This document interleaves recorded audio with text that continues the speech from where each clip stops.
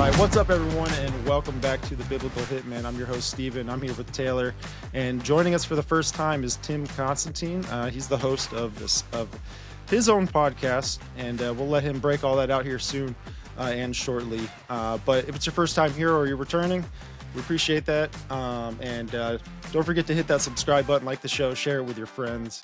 And please check us out on audio platforms, Spreaker, Apple Podcasts, Spotify, all the above. And but we appreciate you tuning in with us here. Tim, what's going on, man? Thanks for coming on. Hey, what's up? Thank you guys for having me. I feel like we got a full house here tonight. It's going to be fun. Oh yeah. Taylor's camera is wigging out over here. Yeah. I love it. I was watching the light show there during the intro, and that's okay. It happens. Right. So Tim, just introduce yourself a little bit for the audience and tell them a little bit about your show and where they could find you. Sure. I'll try not to be too long-winded with this. I'm Tim Constantine. My show is Sixth Sensory Podcast.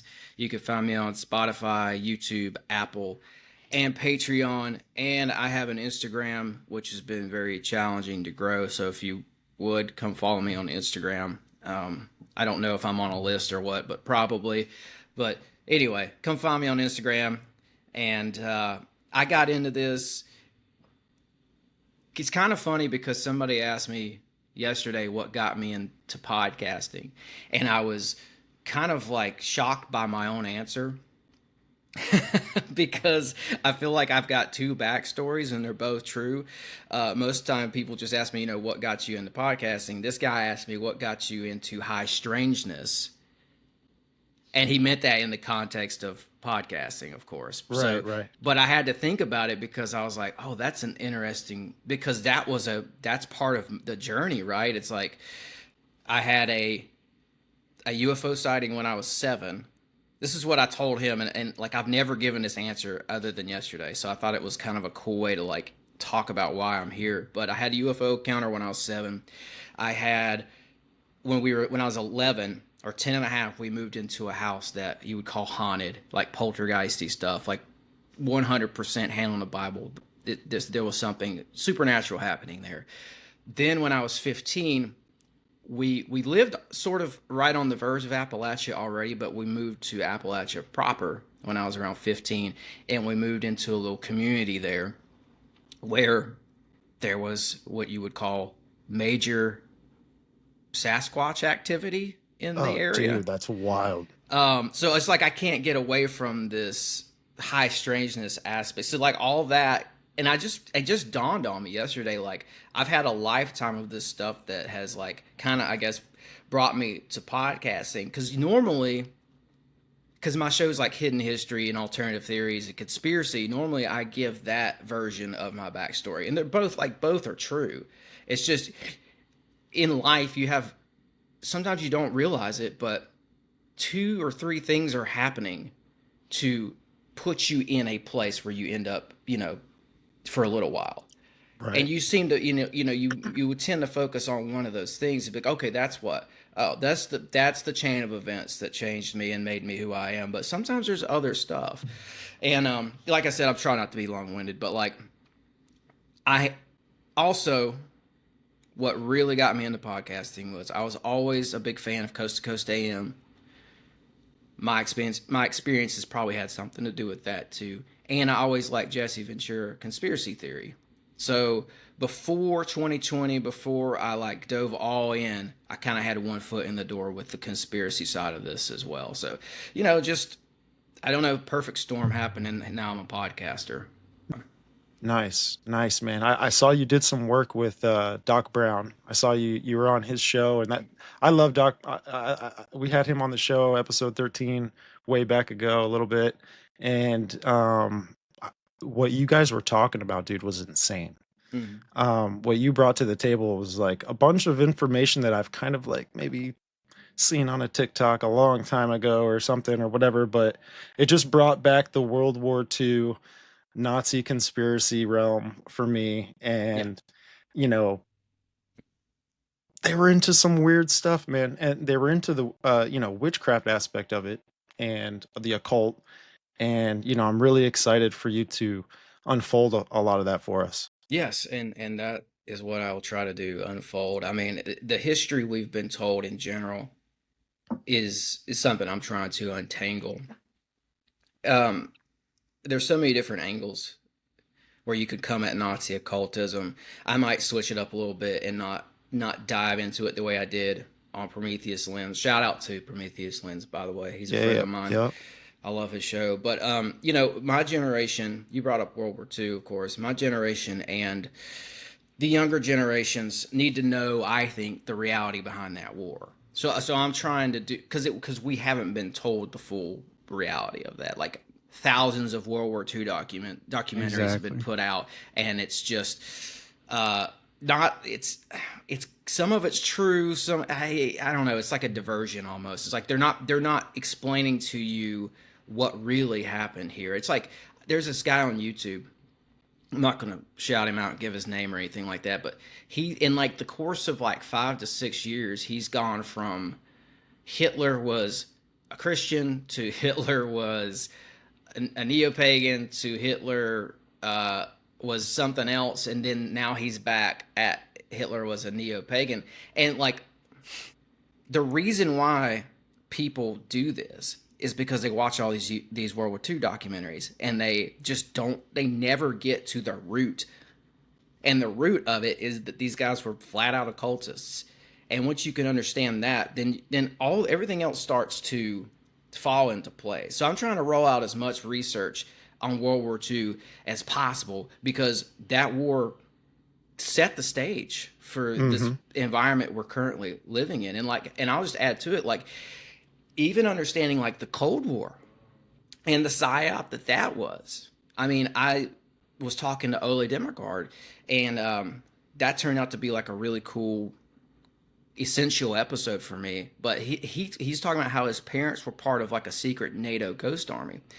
And when you look into this, it's like the powers that be right at the tail end of World War II had these secret forces in place, like the one his parents were involved with, because they already had the Cold War planned out. It was a totally fabricated war. They wanted to extend World War II. The military-industrial complex, in my opinion, was making so much money at that point. In 46, 47, they said, we got to usher in something else to keep these, you know, it's like a corporation at that point. You don't want your stocks to fall. You don't want your revenue to fall and all that stuff. So like, that's what I think they totally fabricated the Cold War, but it goes back to Nazis in World War II. It does, dude. A lot of things go back to it, man. Yeah. I mean, just how America has been influenced since World War II, you know, NASA and all this other kind of stuff, right? They've influenced our country more than I think we give it credit for, you know. Yeah, for sure. I mean, this all ties in, and then you find out JFK was going to extend the olive branch to the Russians during this Cold War, and that would have essentially dissolved the Cold War. He wanted a joint space program with the Russians, military-industrial complex, who is infiltrated by Nazis. If you're familiar with Operation Paperclip, as I'm sure you are, Von Braun and the Paperclip Nazis come over. They infiltrate NASA and the aerospace companies. So when JFK tries to work with the Russians and dissolve the Cold War, they step in and say no. So, you know, we know how that ended for JFK. And then you've got Dulles in the background. He's working with a former Nazi named Reinhard Gehlen. They completely organized the CIA and modeled it after the German Gestapo. It all goes back to Nazis, right? So the more I unravel this World War II history, the more things just seem to make sense. And where I'm at with it now is I'm using my basis of what I've learned studying Nazi occultism to try to figure out the stuff that I don't know, because the stuff I don't know bothers me. And, you know, the stuff we don't have like resolute answers, like Antarctica and high jump. So that's kind of what I've been digging into. But the cool thing about Antarctica and high jump is you could tell that story and also tell the occult Nazi story as well. Right. And I think they go hand in hand, you know, with a lot of those operations that were taking place, a lot of the technology that they had, a lot of just the progression that they made over the rest of humanity, pretty much. And it's insane, man.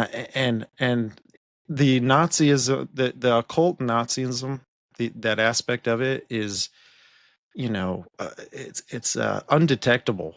I feel like, unless we have podcasts like this and we talk about it, or if you go through, FOIA documents of endless amount of paperwork and all that kind of stuff to see these things.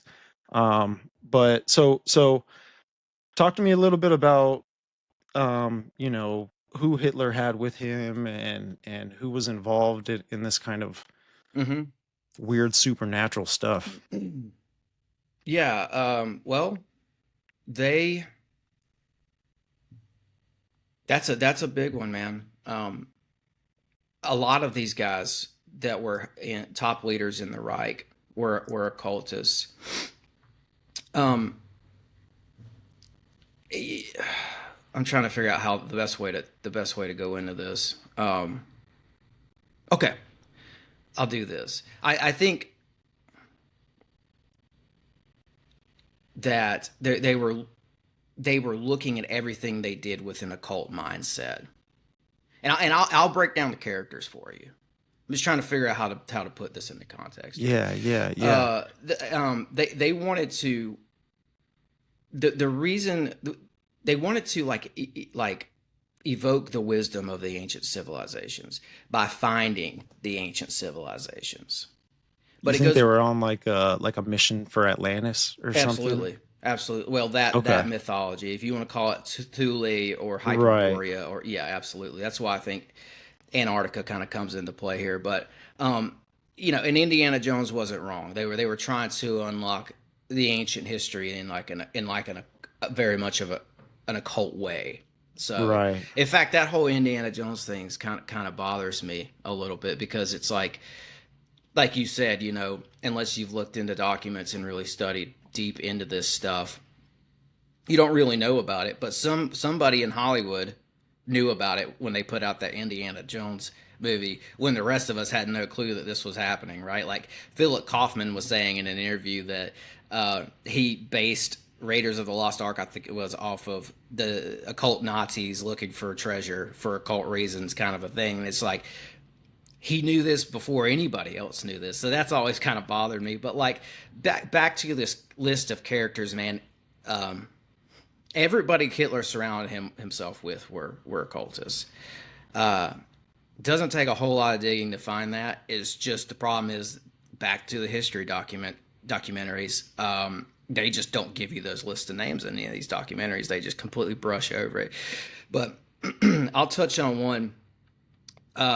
One that's coming to mind right now would be Guido von List, and his story is kind of similar to Hitler's and a lot of others. And basically, that is like when List was 14, he visited the catacombs under St. Peter's in Vienna. And he's down there and he's kind of overcome with love and interest and respect for the pagan religion that he's seeing etched into history around him. And it kind of changed him overnight. And he decided then and there he was going to do great things for Odin or Woden or whatever you want to call it. And he had a download down there where he realized that the catacombs were like a pre-Christian pagan shrine. And I guess for him in that moment, it made Christianity seem like it was invalidated or something. I don't know, but like he had a. I'm bringing that experience up because Hitler had one just like it. Hitler had a very. These guys are all from Austria too, by the way. They ended up in Germany, but Hitler in Austria growing up they had the Spear of Destiny in a museum there called the Hoffman Museum. And Hitler went to see it when he was a kid. And he, like Liszt, he said he had a download from that. And he would later talk about this in live, Hitler would, that Interesting. this thing imparted information onto him in a very similar way to where it's like, oh, you're going to do great things for Germany. He got a download. So what I started to see here is that the men who shaped Nazi Germany had a deep affinity for the occult and for occult places and artifacts. So yeah, they were looking all over for this. So it definitely gets into Atlantis or an Atlantean-like civilization Right. to And it's wrap up with almost that. like the Nazis were in search of eternal life, or some sort of like, They you know, were not they only were like, they were in search for of occult technologies that they could put into practice to help them get more power. Weren't they mm, looking into like occult super soldiers as well? I think to this day, don't they have like a lot of artifacts like hidden underground Yeah, in in Switzerland. Germany and stuff too, or Switzerland? Yeah, yeah. Hmm. Yeah, yeah, I've yeah. heard about that. Yeah, I don't remember the term. There's a term, wonder. I don't remember. Superman. It translates to Superman. Yeah, They mm, were that's where they got very into Superman that from. concept. Yeah, Hmm. they may have been looking for eternal life as well. I'm sure some of them were. There's a guy named Carl Villiget. He's one of these guys. I call them the shaman of the fourth or the third Reich, and they're the guys you never hear talked about, like least. Um, Carl Villiget was one who would have been wacky enough to actually been looking for something like eternal life, you know. Uh, yeah, so yeah, and another thing is like that Woden aspect, right? This is what a lot of people don't know about Hitler. Hitler fought in World War I, and he was in the trenches of World War I, and they say that everyone in the trenches of that war believed in God, right? Because of your life could end at any moment, right? So while most guys in the trenches were praying to God, Hitler was writing poems to Thor and Woden or Odin. That's And crazy. I just think so that tells you his mentality right there from before he even overthrew the Bavarian government or tried and became the leader of the Nazi party. Before he did any of that stuff, he's in the trenches, and his heart and his mind are with these pagan entities, right? dude. So what this sorry, I don't mean to cut you off, but what that reminds me of is it's like Hitler was going through a apotheosis process to where it's Sure. almost like maybe he wanted to be with the gods or something like that, or you know, He wanted to tap into that power, man. I think, and I mean that was his energetic spiritual life force, like mm, like what we would consider God to be. He had the pagan version of that, and it's crazy because this gets overlooked, and I know I've probably said that like 20 times already, but it's just true, and especially this Woden thing. And I looked it up. Like Woden means leader of the possessed. Jeez. And I thought that that was really wow, interesting because, in a way, Hitler became a leader of the possessed. He became a leader of a nation of people who were in a trance.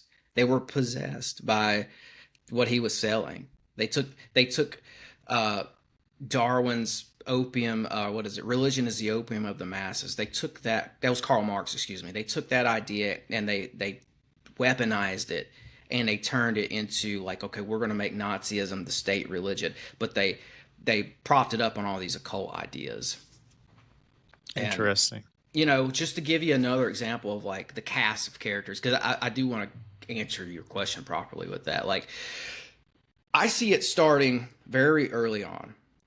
I mentioned, Hitler tried to overthrow the Bavarian government. That was 1923. When he's locked up with Rudolf Hess. Hess is an open occultist. He would go on to become a huge leader of the Reich as well. Open occultists. What they do is they have people coming into the jail cell all day long, hanging out with them, and they're all mystics and all occultists. So Hitler and Hess all day long, when they're not working on their like manuscripts, like Mein Kampf and stuff like that, they're just talking to occultists all day. And like Karl Hasshofer was one of these openly occult mystic guys who would go visit Hitler every day, and it opens you up to this web of characters because Hasshofer was like connected with American mystic. Oh, I'm sorry, he wasn't American. He was Armenian. He was an Armenian mystic named George Gurdjieff, and just a ton of other people like that. Like it's a giant web, right? But what you see, so you see that early on, he's establishing himself in this occult web. Later on, what does he do once they take power? He puts Himmler over the SS. Himmler is a known major occultist. He puts Alfred Rosenberg as head of Nazi foreign affairs. Rosenberg is openly pagan. And it's funny, like you guys were talking about, like what were these guys really after with these artifacts and stuff? When Rosenberg was one of these guys who was looking for that supernatural stuff too, right? Like when the Nazis took Paris in 43, Rosenberg, they first of all they took the Freemason lodges first. Oh wow! Before because we know Nazis, Nazis like raided, they raided like art and gold and all that, right? But when they rolled into Paris, they went to the Freemason lodges first, and they grabbed all their occult documents. Like they wanted the esoteric library first and foremost. Rosenberg was kind of spearheading all that, right? And he was on a personal quest to find the Philosopher's Stone in Paris and the information for the Philosopher's Stone. So another thing with the Philosopher's Stone, like, so why do some people argue it's not a physical thing, but then you got people saying it could be one thing or another, and then what's the real one? Because there's a lot of fakes, and Well, it goes back to it depends on who you read, because it is a very loose. It's almost like a set of directions, right, to turn lead into gold, or it depends on who you read. But I think that the Philosopher's Stone was an actual stone, but it was more like a soap-like substance. It's like it goes back to spagyrics, which is a concept you get out of alchemy, where you take minerals and elements from the earth, you break them down to their most bare component, and then repurpose them in like a soap-like rock. Like a soft, you know what I'm saying? Like you can do that though. Yeah. Like you can physically do that now though, right? But I mean, it's not like some power thing, but it's just kind of like a mixing of things, right? Right. Well, it's got like alchemical properties or something. Right. So it's if you want to wrap your head around it, I think the best way to do that is to watch that Orpheus documentary.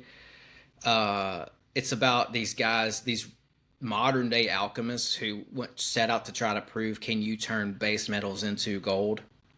And they put out a documentary. I think it's called Orpheus or something like that. But Ormus, I'm sorry. Oh my God. I'm like, what am I talking about? So is it like mixing witchcraft with like physical properties or what? Or is it just kind of more science?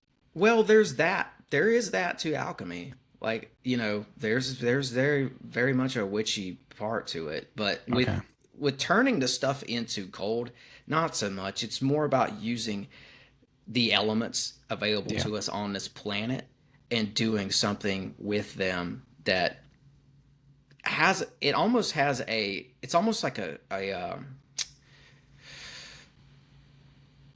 the blueprints. It is like witchcraft, because you're turning something into something else. So there is a supernatural component. Yeah, there. and I think it's happening like every day, right? I think in our reality, Juan would probably be better at breaking all this. Yeah, down he's broken it down too for us a little bit on one of the shows we did with him. But even just like coming from my experience in the work industry, basically, medicine is an alchemical pharmakia process. It really is, because they take certain components from things that are naturally here or synthetic, whatever, but then they piece them together to like I think the whole concept of alchemy is to make something from its original state and make it have a different purpose and be better than what it originally kind of came from.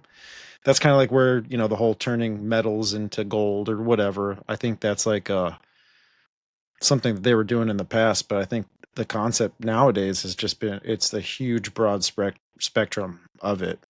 And I think the Nazis knew they were informed on it with their occult witchcraft, roots and all that kind of stuff. Of course, they don't want people knowing about that. Otherwise, everybody's going to be rich. You know what I'm saying? Like, well, that's why I think they were specifically interested in the Paris alchemists of old in particular. It's like you've got guys like Nicholas Flamel, And in my opinion, if anybody figured out the Philosopher's Stone, if anybody turned base metal into gold, it was that guy. He's shrouded in mystery, but he's based out of Paris. You also had Falconelli based out of Paris as well.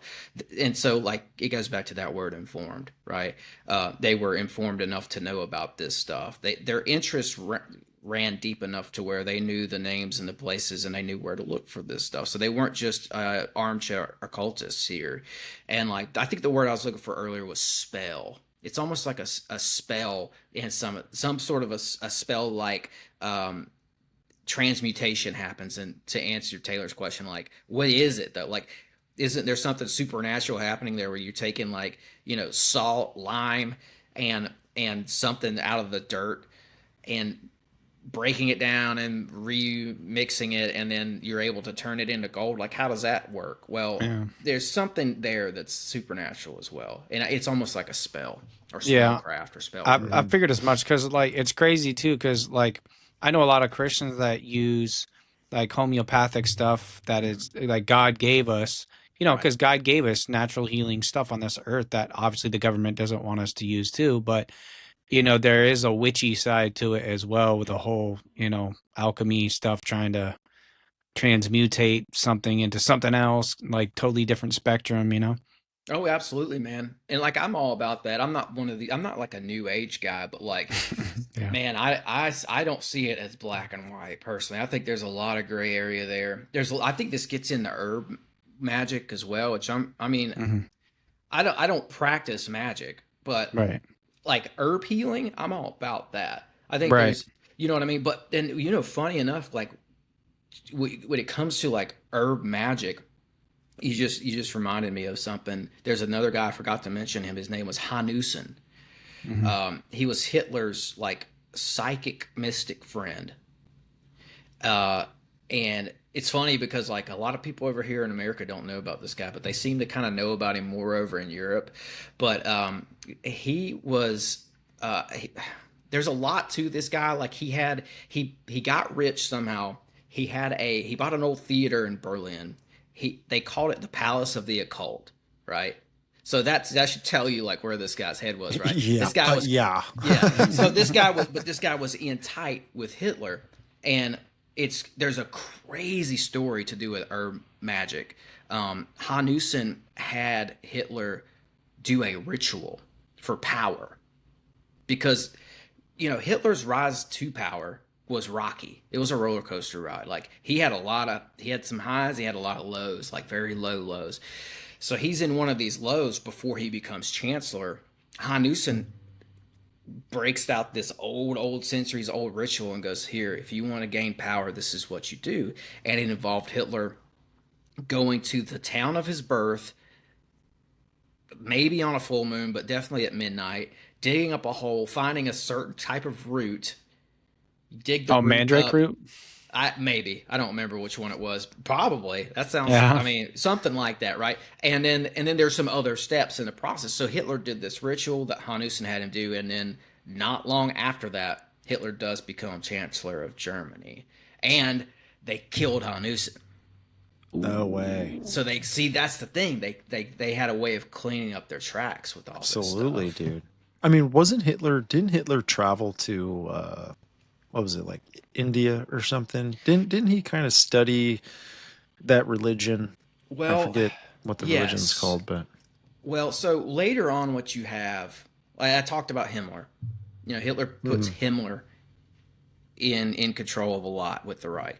Himmler starts up this group called the Ananerbe Society, and it's everything that we've been talking about. It's Nazis with the occult mindset, looking for artifacts so they can have this. They want this ancient technology, right? One of the places where the Ananerbe goes is Tibet. Is that like the Order of the Black Sun, basically, or something like that? Himmler was very, very much into the Black Sun. Yeah, he put it up in. So yes, he put the Black Sun up in Wewelsburg Castle, which was the center of the SS, and they were running the Ananerbe out of there as well. So yes, that's running in the background with all this. The Black Sun symbolism is. So they went to Tibet, and they were looking for. I think they were looking for a bloodline, but they're also looking for all this other ancient knowledge as well. I think they were looking for like what people would call like the tall, like basically Viking looking people with the blue eyes, blonde hair. That's why you get the blue eyes and blonde hair thing, because he was looking for those, I want to call them fallen angels, maybe, that look like that. Have you heard that Yeah. as well? Like, because I've heard that theory too. And like, that's where they get a lot of Nordic stuff too. Like they look in the Nordic area, like the Woden stuff. Yeah. Yeah. That's what I say, man. I think that it goes back at the end of the day, it goes back to this bloodline. I would put it with, I would trace that back to the Watchers. Yeah. No, 100%. I agree with that. I mean, they were measuring faces in Tibet.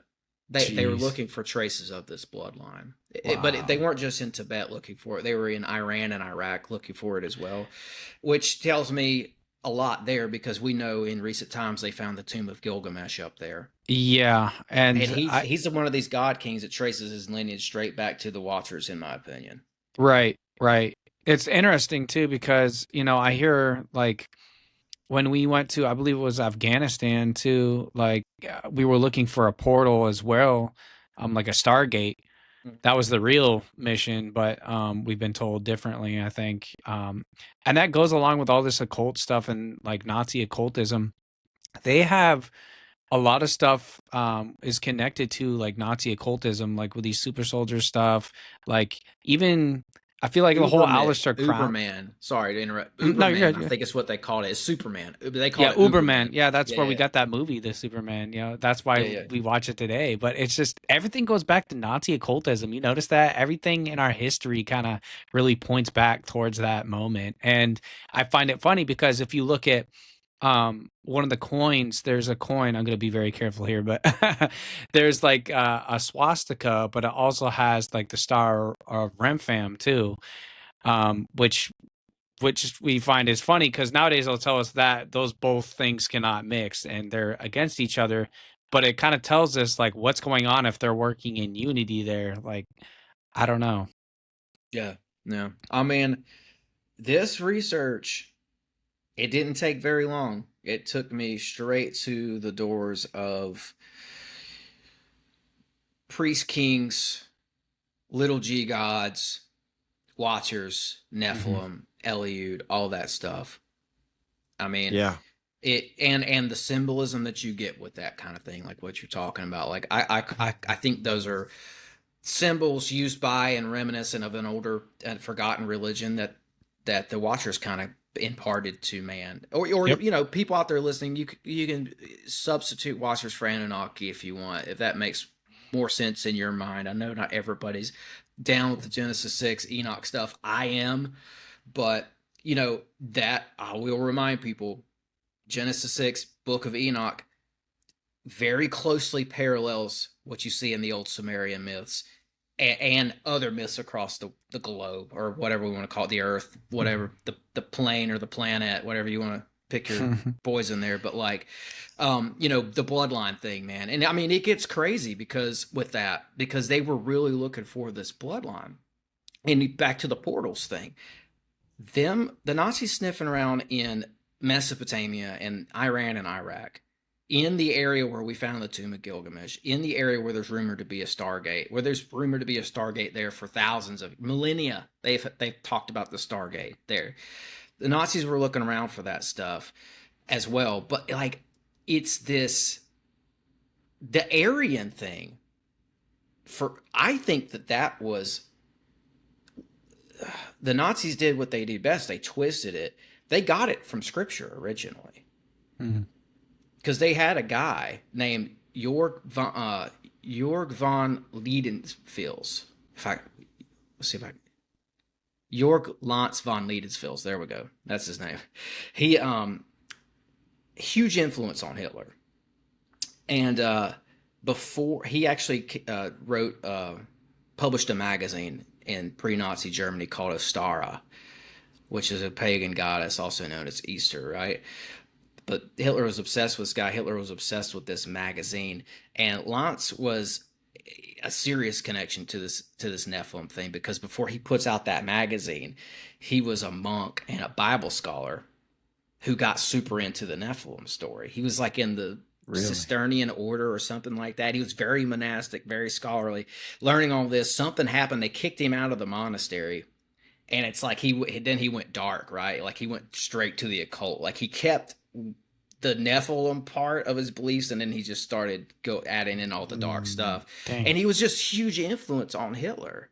But that's why I think you never hear about this guy. Like I'm struggling with his name, but I'll just call him Jorg Lantz. That's the first part of his name. He was. I think historians can look at this guy and without a doubt say, yes, the Nazis were getting this from the Nephilim story. Yeah. 100%. Yeah. I think that's what they're looking into this whole time, is like pretty much working with and getting some of their powers per se. I don't know. What are your takes on it? This is like the Clinton emails, man, when you realize these people knew about the Nephilim the whole time. Right. It's like when I read that Hillary Clinton email and she's like, I'm looking into whatever.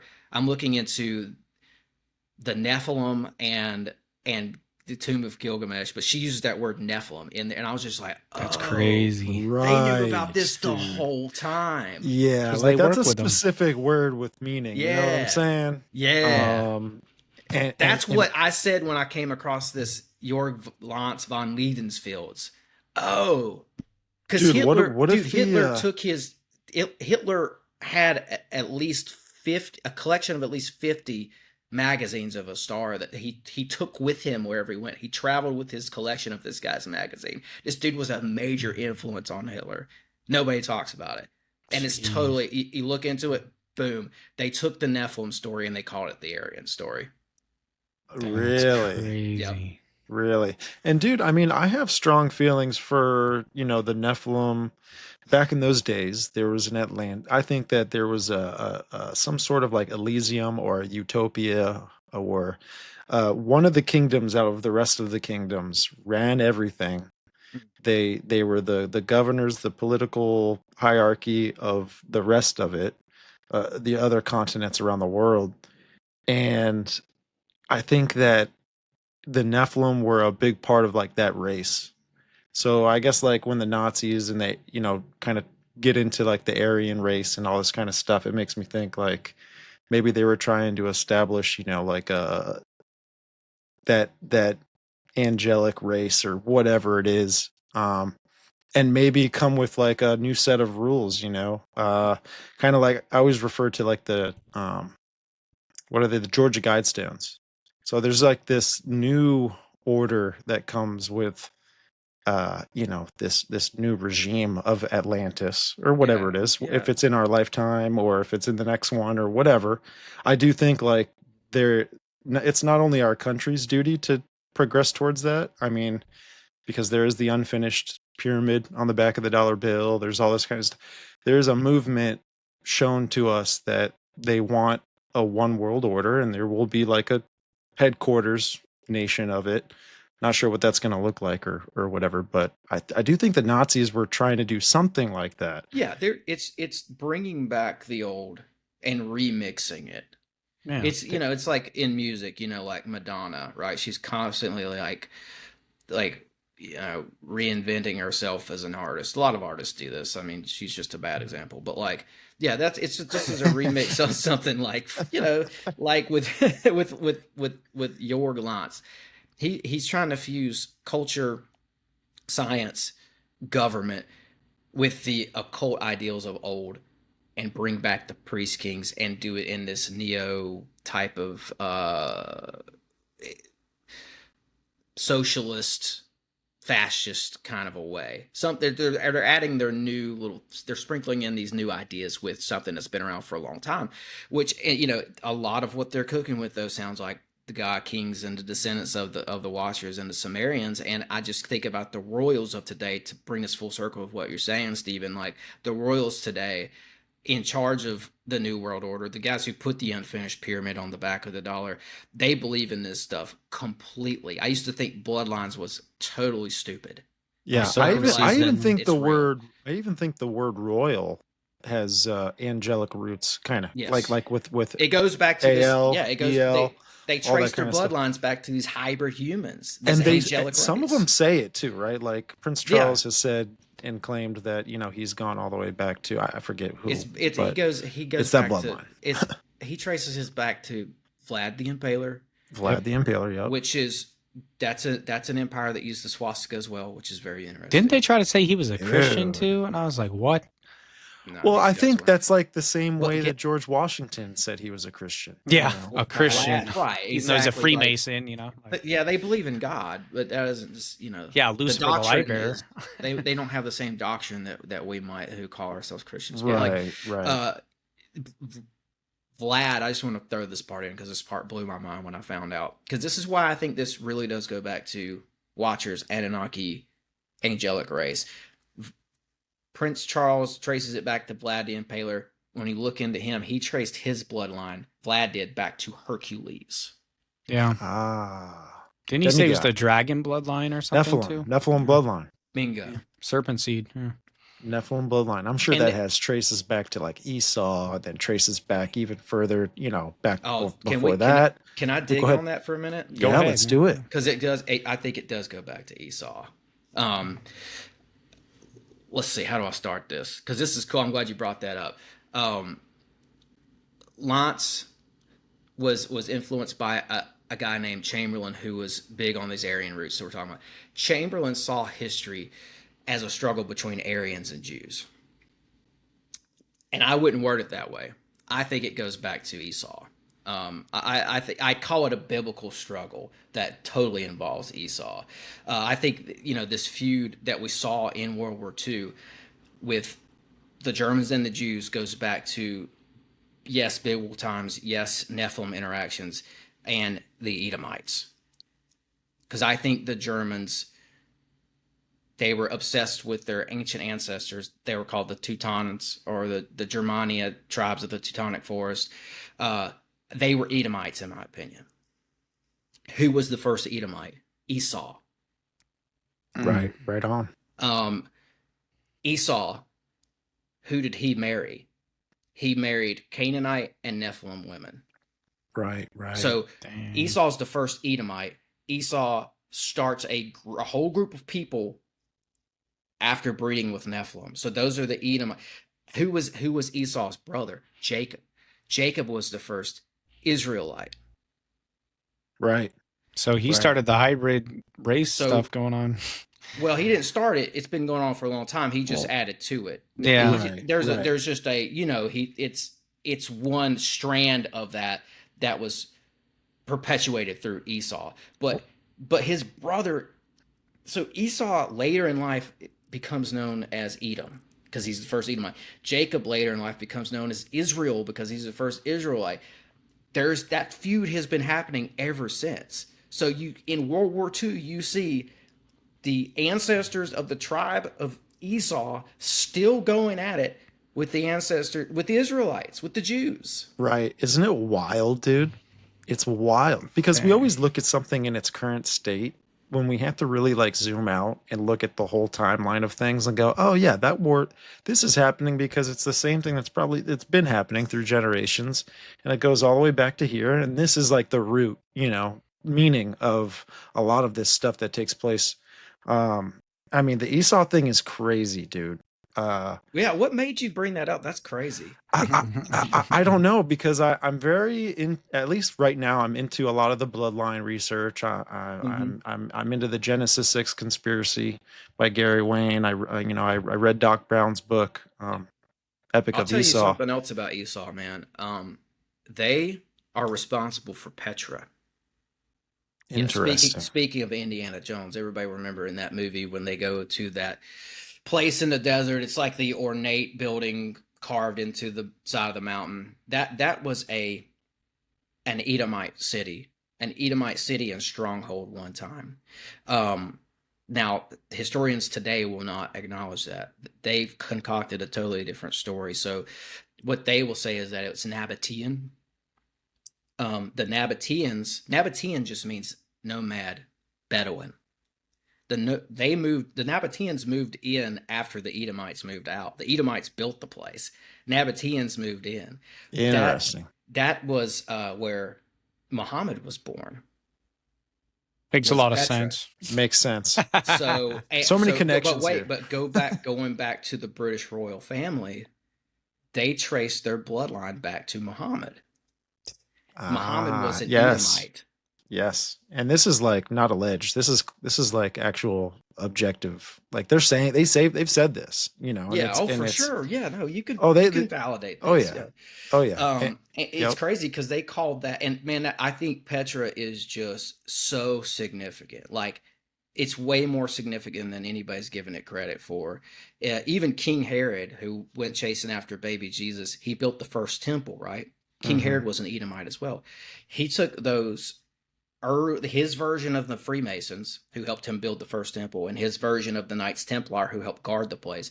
He stationed the Edomite version of that at Petra, because that building that's carved into the rock there that you see in the movies, they call that, to this day, they call that the treasury. Why would they call that treasury? Because they stored freaking riches there, man. It's the most defensible place on earth. It was a giant bank for the old world order.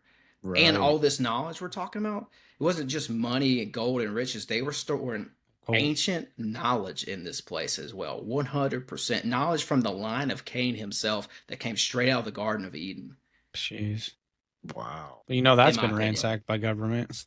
And since they won't tell you any of this stuff. Yeah. They've got it locked down, man. They won't even let you. There's tunnels into the earth down there that who knows how long they go. Right. That was like an ancient inner earth sanctum. But it goes back to the Edomites, and so the reason the royals that say they go back to Muhammad is because they're Germans. The English royals are the ones who said, we trace our bloodline back to Muhammad. They're not English. They're German. They dropped the German part of their heritage after Hitler because they were ashamed to be German. That's crazy. So this bloodline, man, we could go all day with this bloodline. Oh, I know. I think that's what we're starting to see here. Yeah, I mean, it makes me think too, right? Like Hitler, right? He's very into his ancestors, probably. A lot of like this mysticism and this ancient knowledge, right? He's very fond of, and why do you think he was so interactive with Antarctica? and I mean, let's dive into that a little bit because let's do it, man. I think it's wild, and I've had thoughts of like Atlantis being in Antarctica or Middle Earth being the portal, whatever, in Antarctica. But yeah. Okay. And are the fallen angels there or not? Are they there? I know everybody's gonna ask that question, bro. So. Ask me again in a little bit if I forget this part to tie in the Atlantis part with Antarctica. Okay. Definitely. Well, I'm gonna answer the Hitler part first, and the way I found it in my research, at least. So this all starts in the 30s. I think it was 1937, and this is proof. This is proven. I mean, I've seen the patches from this mission that the Nazis did go down to Antarctica, 100%. What it gets interesting when you see who funded that operation. It was this guy I talked about earlier, Rudolf Hess, who's locked up with Hitler, and they're sitting around having a mystery school all day long with all their occult buddies. That's the guy who funded the operation to go down there. So that you have to wonder, okay, the other guy who helped kind of fund that was Hermann Göring, who was a member of the Thule Society. Oh. That was an occult order that sprang up in this it was basically an occult revival that happened right before the Nazis came into power. The Nazis came out of an occult order called the Thule Society, actually. Göring was a part of that. I don't want to stray off course too much here. Stray off course, I should say. So this is such a big story, man. It's just like, where do you start with it? So what that tells me is that you've got this major military leader who was in an occult order, and one of the biggest open occultists in Germany, with interest and going to Antarctica. The big question is why. And I think it goes back to these ancient civilizations. They were looking for something. Well, I think And they have like ancient, like there's more worlds than what they tell us are on this earth. I think there's worlds with like within our world and outside of our realm that we've been told is Earth. I don't know. yeah. Do you think they're hiding like some like their version of Garden of Eden or something, like where all these fallen ones walk around, or is it Well, just I think they found something, and I don't know. They were very much taken with the idea of an inner Earth, yeah, and Hollow like Earth? what I we would believe in call Hollow Earth. crypto-terrestrials. They believe there were races down there. All these, this panel of occultists that I've kind of alluded to today, that influenced all the top Nazis. They all believed in this stuff. They called it Agartha. It Agartha, was a yo, that's so yeah. true. Agartha, it's crazy because there's even cartoons of that. There's movies on it, but then there's the people of Agartha too. There's people that claim they came from there. There's time travelers that came from Agartha. Is it somehow linked to Tartaria, by the way? Because I have my thoughts on that. I don't know. I haven't seen a linkage between inner Earth Really? stuff and Tartaria, but I wouldn't be I mean, I wouldn't be, shocked to see that. Like Yeah. Tartaria, I mean, it was on a map. It's on old maps. Right. And even It's some on- of the Native Americans I know like have talked about there's tunnels that go deep Yes. within the earth and you can communicate with these beings, but a lot of them are very like aggro, so they just tend to stay away from them. I would draw that connection for sure. But, Yeah, the Native Americans 100% believed in. They had their version of the Agartha inner right, Earth thing. Not to associate them with Nazis at all. It's just right. this is like a cross mythologies kind of a thing. Like this is in cultures everywhere. But yeah, especially the Cherokee and Appalachia. I could tell you major like Appalachian crazy Mountains stories. just got some straight up spiritual portals over there, man. Like every time I hear somebody that's from there, always can tell me a Bigfoot story or something crazy like that. Right. Yeah. Something Yeah. wild. Yeah. So Well, so the Nazis are they're going to Antarctica, and it seems like you're on the lead of that they're trying to find something archaeological or something, I or think so. Yeah, I think so because Okay. they were looking at the poles. In 2016, I think it was the Norwegians. They found an old Nazi base up at the North Pole. No The Nazis- way. Yeah, Yeah, I remember there's- hearing you that. can- No yeah, there's- way. Yeah, you can look it up, find the article. I have the article around here somewhere, but they called it. The Nazis were calling it Scheissgraber, which is German for treasure hunter. Really? There's a whole bunch of gold in Antarctica. So what were I've they heard. looking for, right? Of course, they're Right, looking for right. treasure. They're I'm looking for wondering if ancient civilizations. yeah, That was the do you North think- Pole, so they were looking at the South Pole. They were looking at the Right. poles because of the mythologies. This goes back to Thule, Hyperborea, and Atlantis proper, or even the Atlantean-like civilizations. So, and this cross-pollinates antiquity. All the old mythologies talk about this. Like even the Irish, they have the legend of the Crystal City, where around like 1100 AD, people in Ireland were seeing lights in the sky up north. They hopped in boats, went up there to investigate, and they found a crystal city. It sounds just like what you read about in Bird's Diary, actually. Admiral Byrd, yeah. It's like a city of lights with like an Aryan like giant race of like superhumans, and for one time each year the city appears. You could go in there. They'll teach you stuff. They're Earth's record keepers, and you could go visit them, and then you come back to Ireland. And they did this. There's records of the Irish people doing this year after year after year. They'd see the lights. They'd go up there and they'd visit these people, learn about the Earth and like old Earth records, and then they'd come back. So that's just one mythology. So this is what the Nazis were looking for, man. That's crazy, man. It sounds like Lord of the Rings, like the Elven city. You know what? Yeah, exactly, man. And That's like, my favorite okay. movie, by the way. Oh yeah. I just had to put that out there. That's awesome. Yeah, dude. John D and Mercator were talking to each other through letters. You guys know about John D, right? He's No, like the tell us. old. John D's like the history Yeah. real life Gandalf. He's like Okay, yeah, I know. what you're yeah, talking like a magician for Queen Elizabeth in the late 1500s.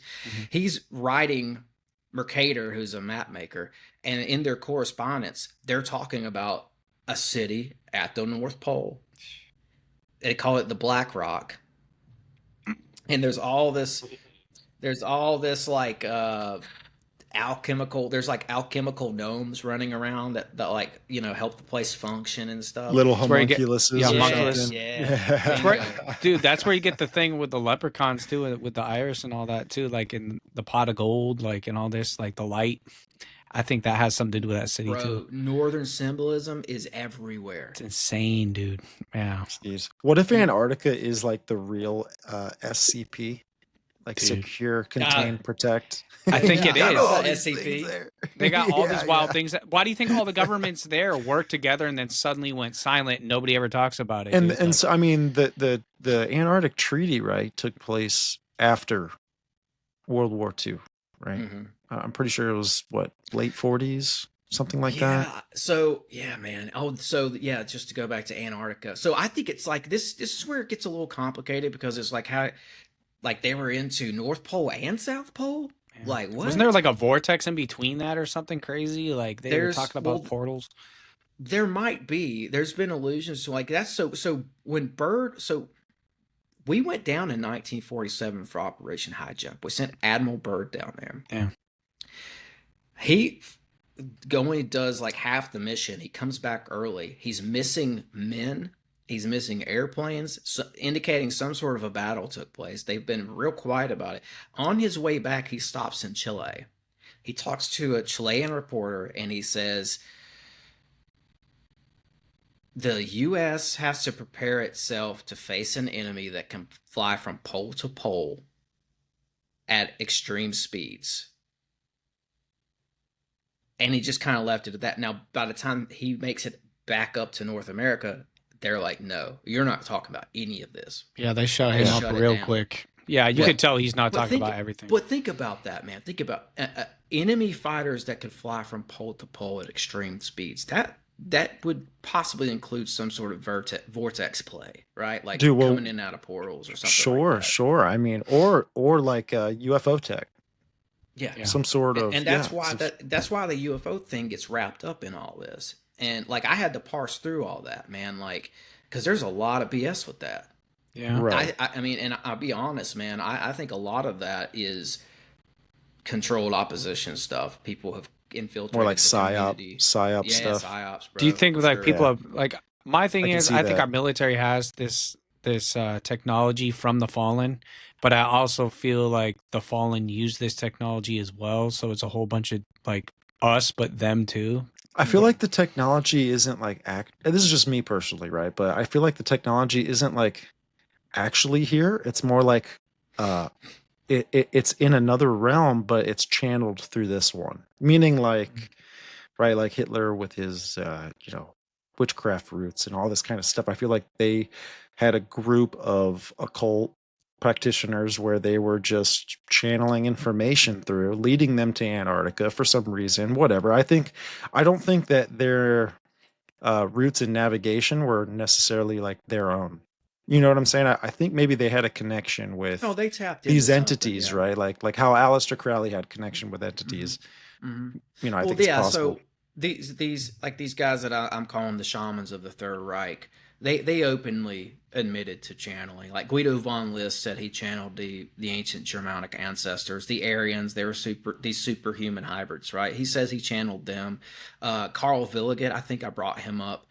Villiget openly claimed to channel as well.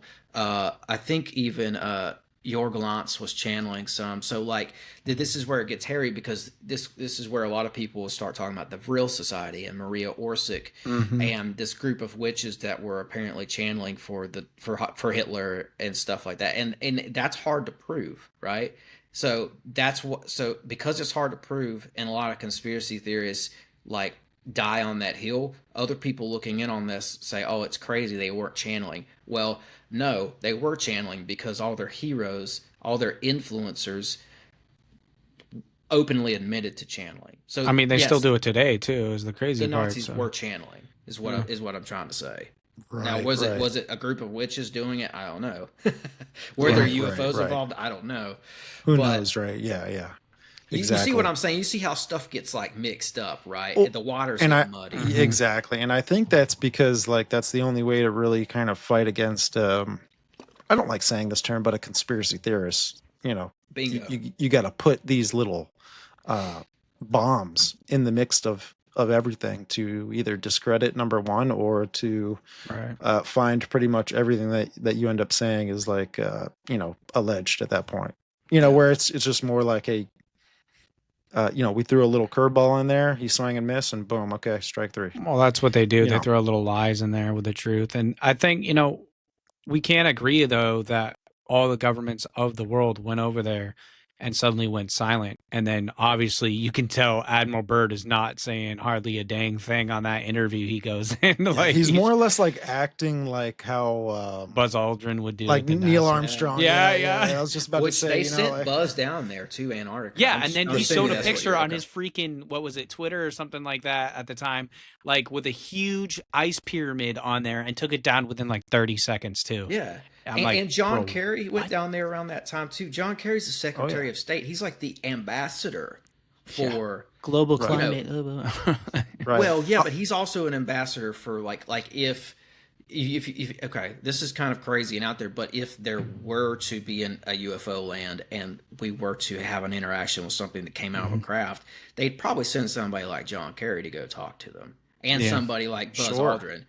Yeah, right. You Yeah, know, of you course. send an astronaut, you send your top ambassadors. I mean, right? a lot of the Mhm. elites go to Antarctica. I mean, I've even seen Klaus. I think they Schwab got post on cities his in Twitter, there. which I don't think he has any meaning behind his Twitter at all. Like, I don't think he's actually functioning his Twitter. But My guess would be is that they uncovered some sort of ruins down there. Oh, 1000%. Otherwise, they wouldn't all be down there. You know what I'm saying? Like, right now, were they taking what was their navigation down there? Was it in these submarines? Didn't they have submarines? didn't they and take stuff? boats and planes? U-boats or something like that? Yeah. So the Nazis were using U-boats to traverse the That'd oceans. be Like crazy. so their top naval guy was a guy named Karl Donitz, and I read through like hours of his Nuremberg trial, and he had some wild stuff to say. This guy was very important to the Nazis. He was actually right at the tail end of the war. He took Hitler's place for a brief period of time.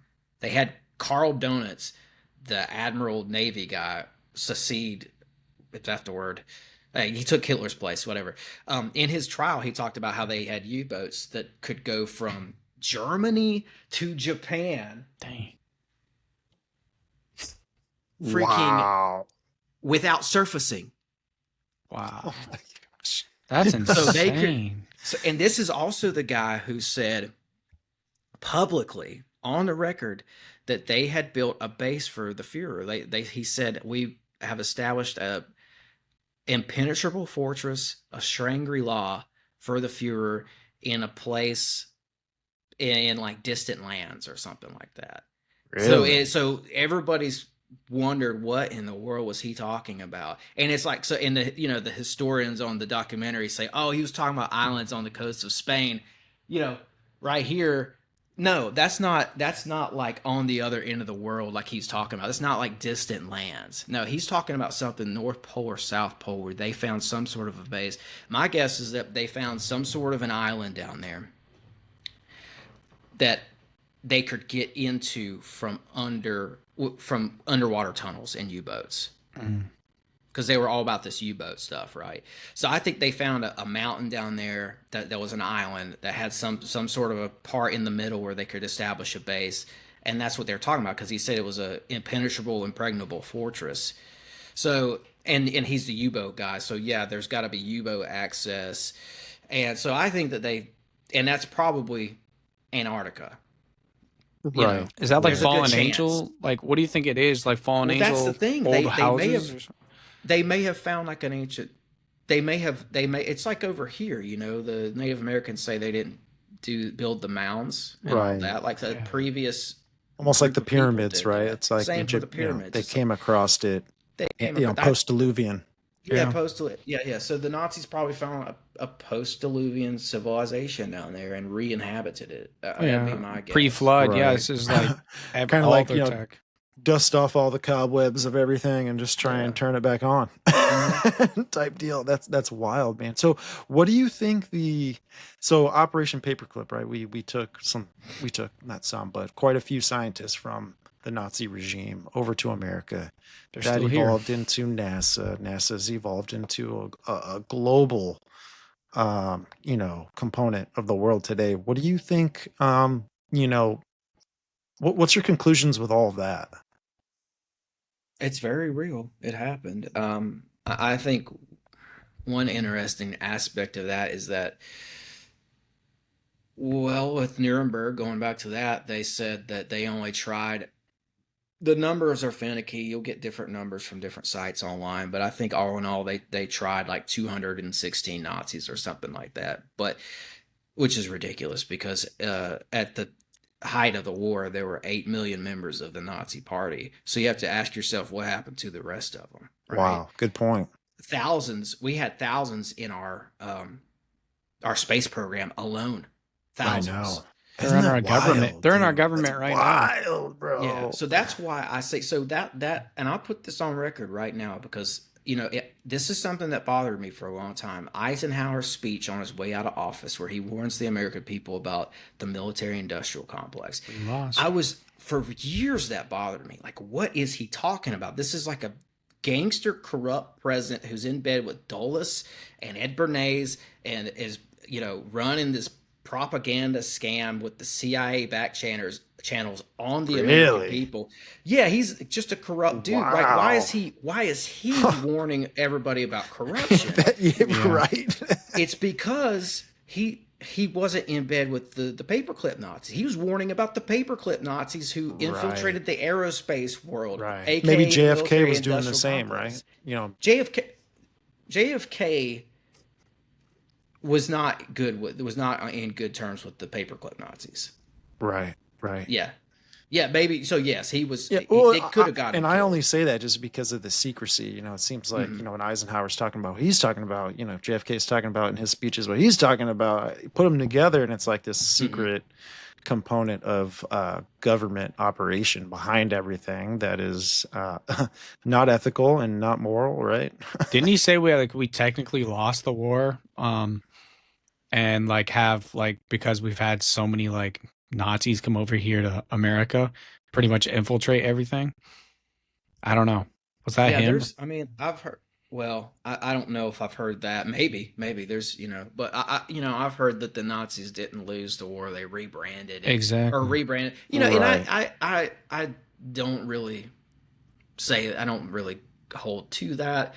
But I do think that they were able to rebrand themselves, and for instance, von Braun, right? I consider him to be the leader of the paperclip Nazis. He was able to recreate his team that he had in Nazi Germany to the man. Wow. So what he was doing for Hitler, his core group of guys, now work for us, or did before they all passed away. So that's just, and he had all these shady guys like Dornberger who's involved with the JFK thing. So there's those JFK ties, just to touch on that for a second, are there. They're definitely there. But I guess your broader question here is, what does this mean? This means that we have a lot of history to untangle, because there's way more to this Nazi thing. They didn't just come here. They went to Russia. They went to the superpowers. Right. They went to Argentina as well. Juan Perón was the Argentinian guy who was in office down there during World War II. He was a Nazi sympathizer. He got a lot of Nazis down there. So he's had a secret black ops thing going for who knows how long. He's not alive anymore, but he got possibly Martin Bormann. He possibly got Hans Kammler and a bunch of these other guys down there. And this is all you can look this up, man. You can look up lists of Nazis who were later found living in Argentina. Right. And so he was able to probably get his hands on some technology too. That's a whole nother aspect of this, is like, and we kind of danced around that today, but like, what did the Nazis actually know? Like, how deep did they get into technology and I mean, well, abilities, right? they have, I think it's documented, right? What is the bell that they were working on? They That had would have the been Hans Kammler, who I think may have went to Witz. So right, Hans Kammler had a big setup over in Poland. What they did was they took a castle there called Kasai Castle, and they established an underground base. And Kammler was over the Nazi secret weapons project, and so he was down there underground. They were looking for a wonder weapon. That's what they called it. Because when Hitler opened up the second front with Russia, they were in over their heads. They needed a miracle weapon to win. Because he shouldn't have opened up the front with Russia. I mean, they didn't stop while they were ahead. That was one of their biggest downfalls. That's why we're not living in a Nazi empire right now. Possibly, potentially. right. There's always that potential. But so Kammler was down there working for a wonder weapon, a miracle weapon to help them win the war. They were willing to try anything. And people who were down there working in his camp, so to speak, saw some pretty weird stuff. That's where you get your rumors of the bell. He did, I believe, figure out how to levitate an object. I don't know that he built a straight up UFO, but he figured out how to get something off the ground. Right, probably through like Frequency or electromagnetic something, or technology vibration. Well, or this something goes like back that. to Tibet, which you brought up earlier. When they went Vimanas. yeah, the Vimanas, 100%. Oh wow. They knew about that stuff. Yeah, I think that's still like, you go back today, you could still see like these so-called like sanctuaries and stuff like that that still have spinning objects that are like thousands of pounds heavy, and like you could tell like it's almost like a magnetic thing pushing stuff off the ground. It used to be, or something like that. Like these Vavanas are still sitting there. I feel they're just kind of like dead in the water per Yeah, se. they used well, we know they used red mercury. There was Mhm. probably other forms of The vampire radiation. blood or something. Right, Yeah. right. Yeah. That's, I don't have it in my mind right now. I can't remember the guy's name, but Hitler was bringing a guy over, an Indian guy, Mhm. over to show them, to help them like walk through the Vedic texts. And that's documented. This guy was also helping Hitler build rockets and stuff, and I think he was helping, on record, he helped establish some sort of a rocket protocol where they could I don't know, land rockets or something like that. But this guy was also like walking them through the Vedic texts and the Mahabharata, and I think showing them, okay, this is how you build a Vimana if you wanted to. This is because it's all there. It's Yeah. just it's been in a library in Tibet for who knows how long. It's in the lost city of Lhasa in Tibet. That's great. There's still to this day, like the Chinese government came out recently and said that they sent a team into that library and they got some of these Vimana records and that they were implementing that into their Chinese space program. Oh wow. They came out and said it. We're talking What? about this ancient flight, alchemical flight. It's very real. Nah, That's yeah, very it's, you can go back to some like old texts and stuff like that, and it shows like in hieroglyphs, even it shows like these flying Vimana and all this stuff too. Um and it, Fascinating. what would look like alien craft, but it's really, and you could see people in it driving them in the air. Like yeah. it's wild, dude. Yeah. Oh, Yeah. I'll just throw this into, I mean, like, I'm not totally opposed to the Nazis creating a UFO. Mhm. I just don't think that they necessarily did during the war.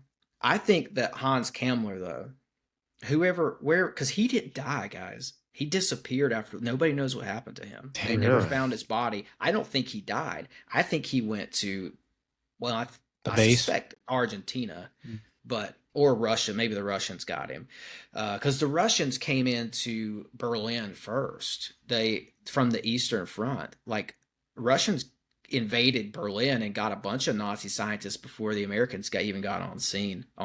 Jeez. So we don't know who all they got, right? Hmm. But Kammler, wherever he ended up, let's say he lived to be on into like the 60s. He probably figured out some sort of what we would call a UFO. He probably figured out how to build that. Something like that, an anti-gravity craft. Right, right. So if somebody's had him in their basement all these years doing black ops projects for them, that Wild. would explain some of your stories that you see in ufology, recent stories like the Michael Herrera case. You know, he talked about how he was in Indonesia in the early aughts they were in there because a tsunami came through and they were providing some sort, I don't know, they were trying to help people or something. I think they got turned around or lost. This is our military, right? He's in a unit with our military. They go up on top of a hill to kind of, I guess, see where they're at or something. And once they get to the top of the hill, in the valley next to them, they see what we would call a UFO sitting there. So they suit up and go down there and investigate. They get ambushed by some sort of a team of mercenaries, highly trained team of mercenaries wearing just a black uniform, no flag. And some of the guys, I think he said, either had a British accent or American accent, but, you know, unknown other than that. They subdue one of our elite forces right then and there, and they end up letting them go, but they see these guys get in this craft and take off. What? And of course, it rises up. This is all in this guy's story. It rises up, it hovers, and it just shoots off. And of course, it takes off at like crazy speeds. Oh my gosh! That's an instance. That's a UFO encounter. That's not supernatural, man. That's somebody here on this planet who has this technology. Right. Because I do think that there's a spiritual and physical part of this kind of. I agree. I think they totally got it from the fallen, man. They just they communicate with the fallen. They're freaking, you know, having these like basically conjuring them to get this info from them. I feel like they're using that somehow, obviously, because they're looking for these people. I don't know. They've always been looking for these, like, the fallen. That's what we do in all like civilization all throughout time. And like, you know, you used to get the Aztecs and Mayans and stuff go up on top of the mountains and commune with these beings. And I just feel like they're doing that all over the world right now. And that's what the Nazis were really trying to push after. Well, there's parallels with everything. Right? Oh, yeah. All the cultures, pretty much. This goes back to the occult at the end of the day. If I can just bring it full circle for a second here, like, because I didn't break this part down. I thought about doing it earlier, but like I really like where this conversation went, so like I didn't throw this in yet. But I think I've alluded to this. But anyway, like there was a major occult scene thriving in Germany before the Nazis took power. It kicked off late 1800s, and it just started thriving at the turn of the century. You know, Blavatsky, you'll hear her name. She was a part of, and a lot of the guys I talked about today are a part of it. I think of it, and this is what I really want to drive for people, because this will help us understand how something like the Nazis got started. It was a great German occult revival at the turn of the century. It invigorated Germany, and it came out of surrounding cities like Basel and Vienna, and they all just ended up in Germany, right? And I don't know, history doesn't have a name for it yet, so I've just been calling it like German occult renaissance, because that's what it was. But this is what's good way to put it. This is what is building up to the formation of the Nazi party in Germany. And in this soup, in this web, you have the OTO, you have the Brotherhood of Saturn, you have the Hermetic Order of the Golden Dawn, and you have this Thule Society that I talked about.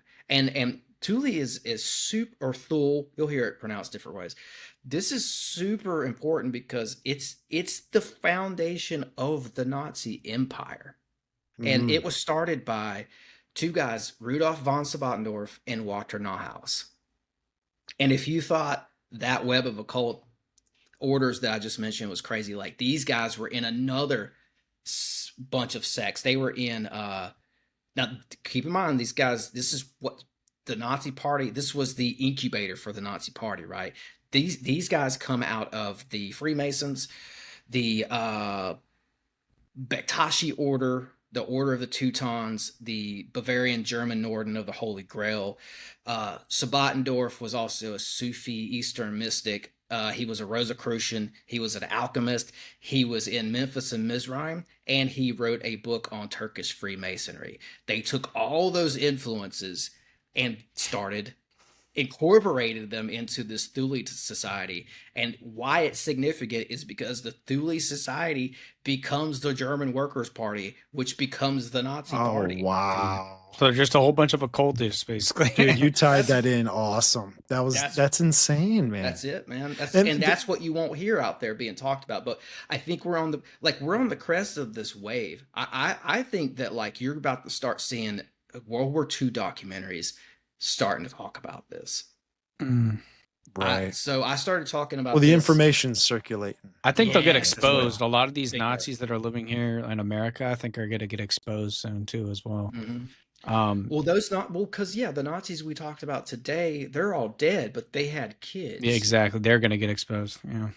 And especially in places like Argentina, they still believe in this stuff. Some of those like backwoods compounds that 100% exist. Those are Nazis' grandkids down there.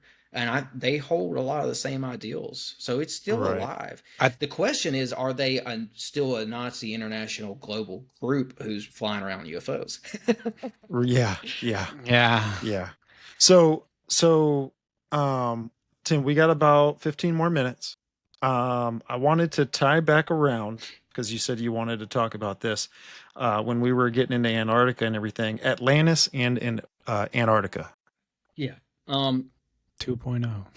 Pythes the Greek in 325 BC talked about the frozen land of Thule near the North Pole. So that's where the Nazis got this Thule. Gotcha. Thule Society title from. So they were all about this, right? But also, that means that this idea has been around in the cultures of the world for a long time. Nazis were obsessed with it. I think I talked about Mercator, John Dee. They talked about it. It's all over the place. The Nazis were obviously obsessed with it.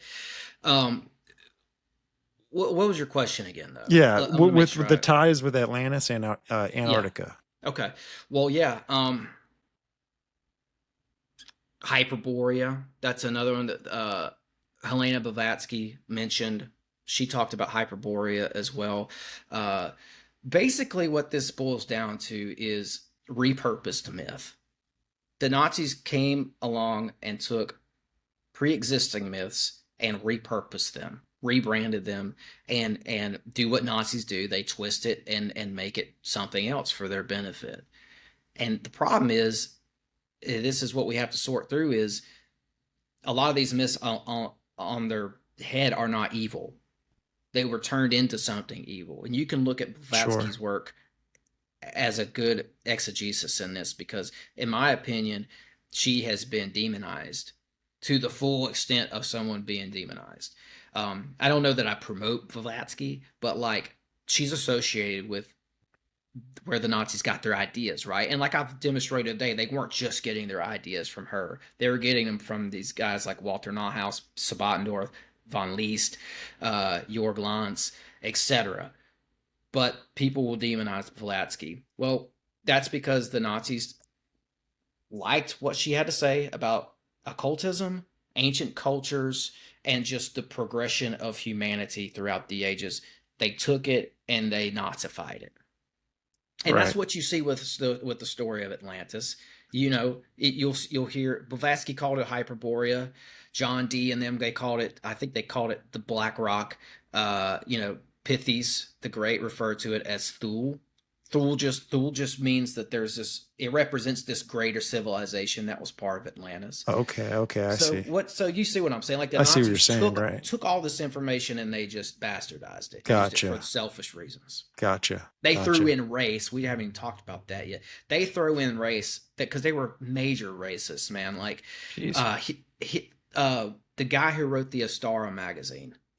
That magazine was 50% pagan literature, 50% Jew hatred. I mean, but that's weird. Why would they go after them though? Like, I think it goes back to this old feud ultimately. Oh wow, Esau and the Edomites and the Israelites. Mm-hmm. Personally, that's what I think it has roots in. Yeah, and I even think who knows? Maybe it goes back even further. Even the bloodlines, Cain and Abel, Cain and Seth. All that kind of stuff. It's wild. You really start to dig into that topic, and it's it's very revealing to Mhm. why a lot of to a lot of the things that we question. But so let's close on this, Tim. I wanted to get your UFO experience, dude. Yeah. I want to hear about that. Yeah. Unless you wanted to finish up on anything. No, I think that's. I mean, I think I covered a lot, man. I You mean, did. we, You you know, did. well, we did honestly. You guys had some awesome like insights and questions too. Yeah, I think just understanding. No, and yeah, I'll do the UFO thing, but just to wrap it up, I guess it's important that we understand this occult connection, not because the occult is entirely evil. I don't think that it was a lot of these occultists that the Nazis were into weren't necessarily evil. It's just they did evil stuff with this knowledge, and they Right. brought in race.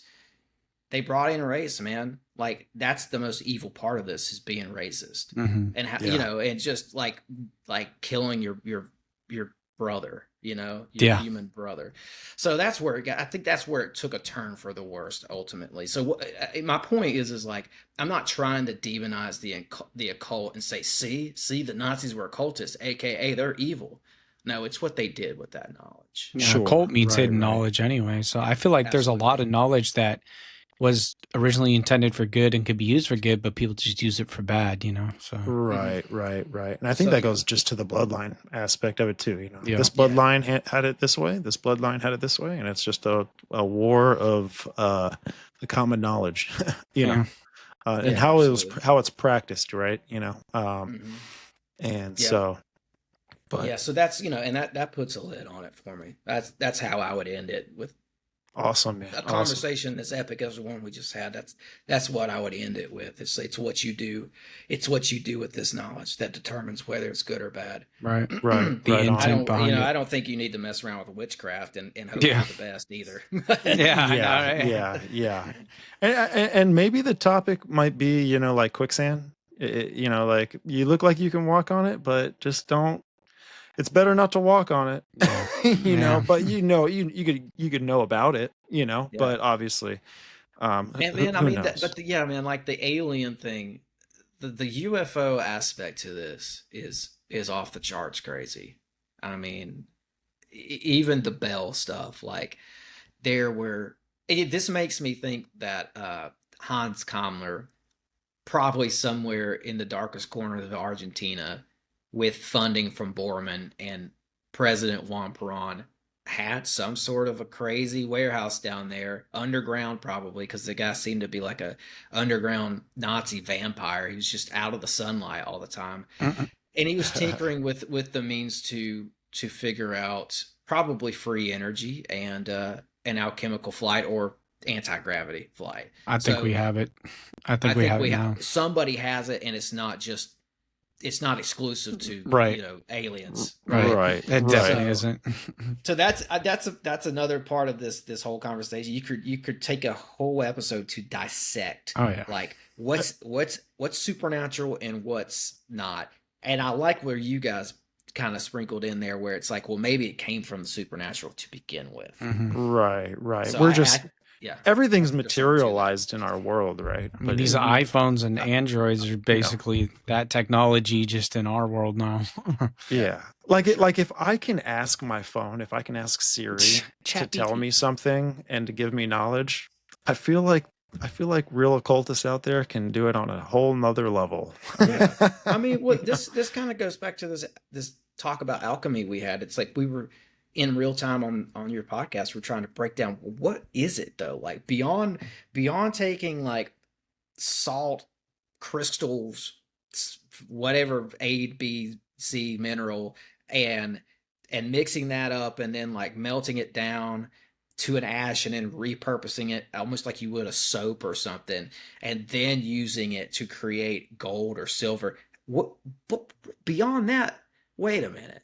Right. What's really happening there? Something kind of magical is happening there. And I think that's the same thing with our phones and with Yeah. just us talking right now over a black screen, Yeah, like it looks a like a sky mirror, mirror, yeah. right? When it's not turned on. But because they say like they tell us that this is happening right now because of zeros and ones, right? They say it's an 8 binary sequence of zeros and ones strung together that you can now share files and record and like, but beyond that, what is it? Like beyond the numerical part of this, what's really happening? They're merging physical with spiritual.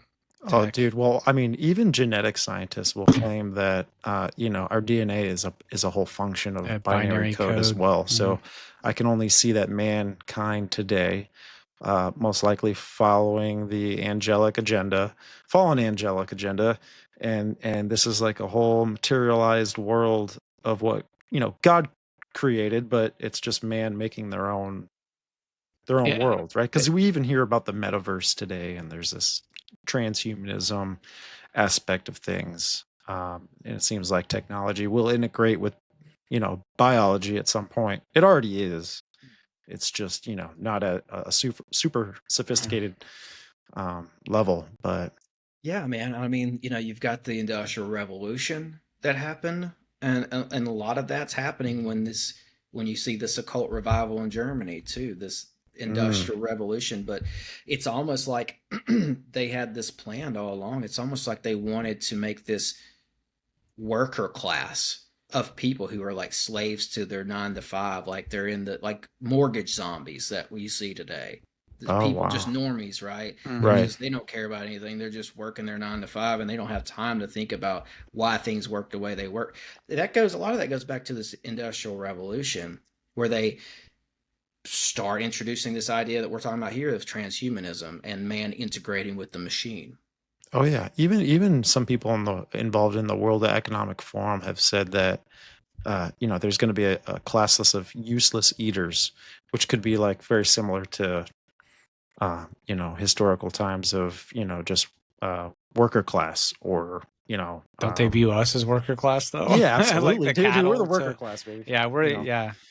I'm gonna be eating bugs in a few years. Don't worry about it. You will eat the bugs. I'm gonna like the bugs. Yeah. But Tim, so you had a UFO. You had a Yeah. UFO experience when you were young? Yeah, well, yeah. So, I'll get into it, but I see Taylor's got I like your get up, man. Thanks, bro. It gets worse. Trust me. Well, I wear the mask too. Oh yeah. Cool. I like it because I used to have like the mic cover you have there that's like facing me. Yeah. I used to have when I was like middle school. I was obsessed with skateboarding. Oh, and Alien Warehouse or something. Yeah, like that. Alien Bingo, and but I had a bunch of stickers just like that. That's crazy. I used to ice skate different too. Colors. It's funny how that's kind of integrated into our society. Right. It's funny to watch this progression of like I'd say like 1940, and I'll get to my UFO thing. Yeah. Sorry, I'm just curious about like where. So I think I could tell, judging by this conversation, where you guys stand. It's like it's not this or that. It's and right. It's like there's a human element to some of these craft where it's like people down here figured out how to make them, and then there's a supernatural angle as well. Right? Yeah, that's kind of it's multifaceted, man. It's not just black and white, like you said. You know, like there's a lot of gray area with stuff. There's a lot of different subgenres and sects of different things. Like, I think it just follows the code of duality.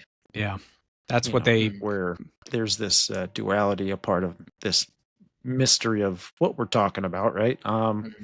And you know, obviously there's white and black, and I think that there's the spiritual, as above, so below, kind of type deal. Yeah. Well, so I was about 7 or 8, and it was either a Sunday night or a Wednesday night. I know that because I had just gotten out of church. This was in rural North Carolina, not far from the Uwharrie Mountains, but it was in a place that was pretty flat compared to the mountain range next door. So, like when you walked out of the church, there's this huge stoop, right? Big, you know, like almost like a platform, and then looking straight ahead was nothing but fields. So you have a good panorama of the region in front of you. So we get out of church. It's me. That's the best part about this. For me, it's like I wasn't alone. Like a lot of people saw this, right? So there's that element. So I'm out there with a bunch of other kids and just older people who just got out of church, and we see coming at us over this field 5 to 6 lights. They look like they were in a V formation because the middle light was a little bit brighter. It's still daylight out. The kids, we all got super excited because we thought that we were about to experience like a F-16 flyover or something. Because this wasn't far from like Fort Bragg, so we thought it was the military. And they get closer, and we're all, watching. Nobody's got their eyes off of this. We're waiting for this to happen, like in anticipation. And then all of a sudden, they just disappear. No way, dude. That's crazy. And I remember like it was yesterday, everybody had like a verbal reaction. Because I'm out in this crowd of people, right? Everybody's right. Or what? Or, just a big, you hear like everybody said something verbally, like a sound or something. Yeah, like what the fuck? Basically. And I was like, what is that? My parents were inside the church still talking to someone. I don't think they saw this. To this day, I don't think they knew about this. Saw it. But I remember like the older church members that were out there walking to their car in silence. As soon as this happened, everybody was like, they left. The crowd dispersed. Jeez. And I was trying to talk to people as they're walking to their car because I'm like, what was that? What was it? And I just remember somebody saying, oh, they turned their lights off. But they were so close to us, they still would have flown over, and we would have saw them. Right. These things just disappeared. You said it was daylight out, so you get a contrast there of an actual Mm-hmm. physical object in the sky. Yeah. That's how it ended, man, with me just completely wondering what just happened. Yeah. Jeez. Oh man, that's kind of wild, man. That's wild. I have one experience in Vegas. I'm sure Taylor's had a few experiences he's told me about, but I think there's something to it, man. The light phenomenon behind it, I think is where I'm like more spiritual side of things. And, who knows what that looks like, man. I think a lot to do with it is like quantum physics and things that are just so small we can't see it until it kind of like reveals itself in this dimension. I think they pop in and out of our dimension a lot. Well, because they have the ability to, in a way. It's kind of like they're outside of our creation, so they don't have to really abide by any of the laws of physics like we necessarily and the upside have to. Down. Yeah, the upside down's wild too. I mean, it's all weird, man. It's all weird. But Tim, thanks for coming on, man. I deeply appreciate you and you giving us your time. You've got an awesome show. I love it. If you wouldn't mind just, letting the audience know where they can find your work, and we'll move into an episode debrief right after that. Cool. Yeah, thanks for having me, guys. This has been a lot of fun. I love it whenever you get on a show and you cover a lot of ground, and like you have, I don't know, man, we just wrapped up a lot of things too. Like there's not a lot of, I don't feel like there's a lot of loose threads with this one. Like we were good about circling back to concepts we introduced early on, and we kind of, there was some finalization to a lot of this. So anyway, thanks for having me on, man. I really enjoyed it. I'm Tim Constantine. Come check out my show. It's Sixth Sensory Podcast. I'm on Spotify, Apple, YouTube, and Patreon. And I have Sixth Sensory Podcast Instagram, where sometimes I'll throw up reels talking about stuff similar to what we talked about today. So Sixth Sensory Podcast, come check it out. And thanks for having me, guys. Yeah, thank you, man. And so real quick, Taylor's going to just send off a little prayer for you, and we'll move into a debrief right after. Father God, thank you that we were able to have Tim on here, Father God. And I just thank you that he was able to just kind of elaborate what's going on in this world and just the crazy stuff that we've encountered and just going down the rabbit hole, Father. And I just pray that you protect him and his family. I plead the blood of Jesus Christ over him and all of our viewers and us. And I just pray that you lead us into truth, Father God, and I just expose the lies and a world of lies that we're living in. And I just give you glory, honor, and praise. And in Jesus Christ I pray. Amen. Amen. Tim, thanks again, brother. We're on Riverside, so just stay in the green room for me here. And Tim Constantine, everybody. Yeah, Constantine, the real spiritual warrior. Right. Right, live camera action. Yes, sir. Tim Constantine, appreciate you coming on, bro. Everyone, you could check him out and his work. He's got the Sixth Sensory podcast. Pretty cool show. I love the guests he has on, and the things he talks about. He gets into, with his topics he brings. Dude, but man, the Nazis and the occult, man, banger, bro. I know it gets wild. deep. It's deep. There's so many layers to this. We really only were able to get through, as many as we could in an hour and a half. But there's so many layers to it, man. There's like undeniable amount of research and evidence that the occult and the Nazis and the occult, something's up with it. Plus, you see it in all these movies that the Nazis were in search of something, right? He brought up the fact that with the Indiana Jones movies and all that kind of stuff, they're in search for. It's some sort of occult Lord of the Rings ring. Pretty much. Where it's like there's this Lord of the Rings ring, there's this Philosopher's Stone, there's this search for Gilgamesh. Like there's a search for something. And I think that it definitely has something to do with eschatology in some shape or form. And it has something to do with how this whole concept of like a new world order is to be brought together, what that looks like. It's all so weird and deep. Yeah. They definitely were on some straight up. They want to get to the sources of their occult seething powers, and they went ham with it. They went ham with it, dude. They went ham with it. And it's so fascinating how much of this information is just,